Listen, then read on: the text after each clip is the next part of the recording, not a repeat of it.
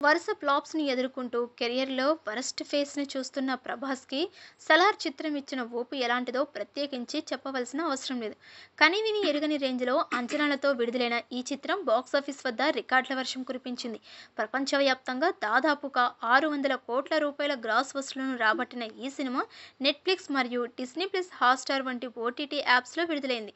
నెట్‌ఫ్లిక్స్‌లో ఈ చిత్రానికి ఆశించిన రేంజ్‌లో వ్యూస్ రాలేదు. కారణం హిందీ వెర్షన్ విడుదల అందులో లేకపోవడమే. నెట్‌ఫ్లిక్స్ కానీ, వేరే ఏ ఓటీటీ యాప్‌లో అయినా కానీ మన తెలుగు ఆడియన్స్ కంటే ఎక్కువగా హిందీ ఆడియన్స్ ఉంటారు.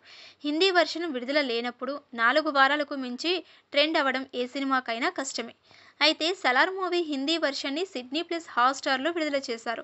అందరినీ ఆశ్చర్యానికి గురిచేసే విషయం ఏమిటంటే ఈ చిత్రం హాట్‌స్టార్‌లో సుమారు 450 రోజుల నుండి నాన్ స్టాప్‌గా ట్రెండింగ్ అవుతూనే ఉంది. ఈ రేంజ్‌లో ఒక ఇండియన్ సినిమా ఇన్ని రోజులు ట్రెండ్ అవ్వడం అనేది ఎప్పుడూ జరగలేదు. కనీసం హాలీవుడ్ సినిమాలు అయినా ఈ రేంజ్‌లో ట్రెండ్ అయ్యాయి అంటే అనుమానమే.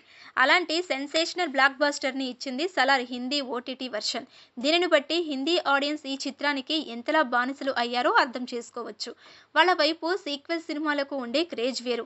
'సలార్' సీక్వెల్ బాలీవుడ్‌లో సెన్సేషన్ క్రియేట్ చేయొచ్చు. కేవలం బాలీవుడ్ నుండి ఈ చిత్రానికి రూ. 1,500 కోట్ల గ్రాస్ వసూళ్లు వచ్చేలా ఉంది. ప్రస్తుతం ప్రభాస్ 'రాజాసాబ్', అను రావిపూడి చిత్రాలతో బిజీగా ఉన్నాడు. ఈ సినిమా తరువాత ఆయన 'స్పిరిట్' చిత్రం చేస్తున్నాడు. ప్రస్తుతం ఆయన ఫోకస్ మొత్తం ఈ సినిమాల మీదే ఉంది. కాబట్టి 'సలార్' సీక్వెల్ వచ్చే ఏడాది సెకండాఫ్‌లో మొదలయ్యే అవకాశాలు ఉన్నాయి. అప్పటిలోపు ప్రశాంత్ నీల్ ఎన్టీఆర్‌తో చేస్తున్న 'డ్రాగన్' మూవీ షూటింగ్‌ని కూడా పూర్తి చేసే అవకాశాలు కనిపిస్తున్నాయి.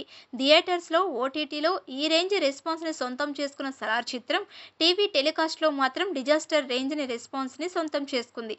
ఫ్యామిలీ ఆడియన్స్‌కి ఏమాత్రం కనెక్ట్ అవ్వడం లేదు. ఈ సినిమాకు టీవీలో అలాంటి రెస్పాన్స్ వచ్చింది అంటూ విశ్లేషకులు కామెంట్ చేస్తున్నారు.